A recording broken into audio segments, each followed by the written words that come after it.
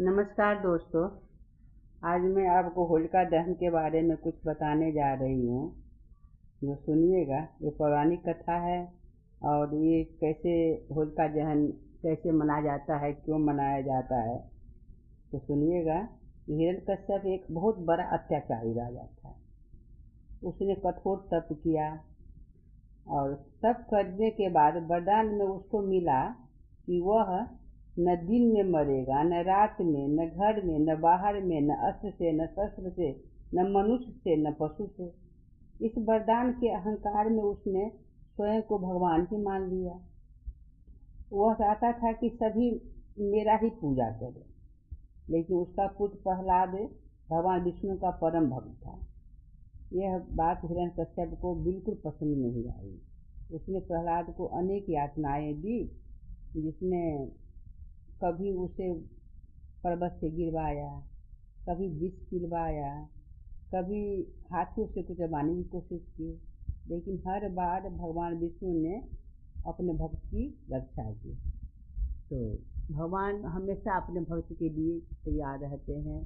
यदि उसके सच्चे मन से जो पूजा करते हैं तो उनका हमेशा आशीर्वाद भगवान का रहता है उस भक्त के ऊपर। तो हमेशा भगवान पर विश्वास रखिए, उनका पूजा करिए, उनको याद करिए। तो हिरण्यकश्यप की उसके बाद उसने सोचा क्या, हिरण्यकश्यप ने जो अब क्या करे इसके बाद, तो इतना भी करने से उसको कुछ भी बिगाड़ नहीं पा रहे हैं प्रहलाद को। उसके बाद क्या किए, तो उसकी बहन थी होलिका को बोले तुम इसको गोदी में लेके बैठो और मैं चिता बनवाता हूँ, तो तुम तो नहीं जलोगी लेकिन प्रहलाद जल जाएगा। तो उसके बाद क्या हुआ, तो वो होलिका को चिता बनवाया लकड़ी का और होलिका को लेके बैठी उसको प्रहलाद को, लेकिन प्रहलाद को तो कुछ नहीं हुआ, होलिका जल के राख हो गई। तो क्योंकि होलिका का वरदान था जो वह नहीं जलेगी, लेकिन वो जल के राख हो गई। तो यही घटना होलिका दहन के रूप में हर वर्ष फाल्गुन महीना में मनाई जाती है। तो इसीलिए मनाई जाती है, जो धर्म धर्म होता है, पाप पाप होता है। कितना आप गलत करेंगे तो भगवान भगवान भगवान ही होते हैं, आप गलत करेंगे तो गलत ही रहेंगे।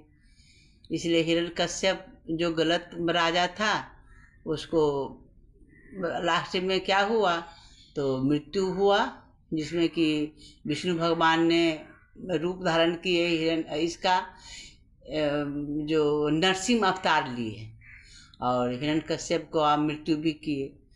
तो ये तो बाद में हुआ, लेकिन फिलहाल होलिका दहन जो इसमें हुआ है, तो इसी वजह से हुआ, जो कि प्रहलाद सही पर था तो वो बच गया और होलिका जल के राख हो गई।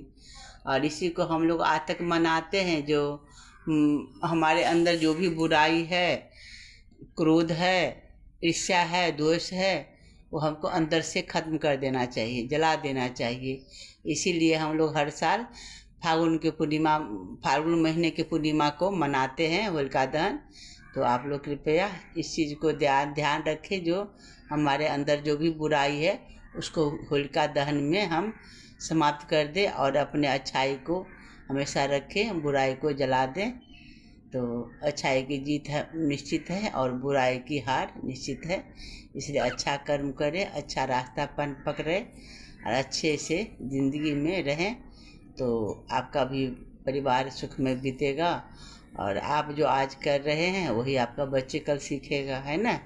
तो बच्चे को भी सिखाना है, अपना कहानी सुना करके, जो ऐसे ऐसे जो हिरण्यकश्यप था असुर, और अपना वरदान के फलस्वरूप उसको घमंड जो आ गया था, तो घमंड नहीं पालना चाहिए। वरदान मिला है लेकिन अच्छे कर्म में उस वरदान का यूज करो। होलिका वरदान मिला था तो किसी को बचाने में अपना वरदान को यूज करती, लेकिन नहीं, उसने किसी को सोची जो उसको हम मार देंगे, हमको तो कुछ भी नहीं होगा। लेकिन नहीं होता है ऐसा। यदि आप वरदान का गलत जगह प्रयोग करेंगे तो आपको उसका नुकसान ही होगा, फायदा नहीं होगा। समझे ना, इसलिए रखती हूँ अभी मैं। और अच्छा लगा हो सब्सक्राइब लाइक ज़रूर करिएगा। बाय, नमस्कार।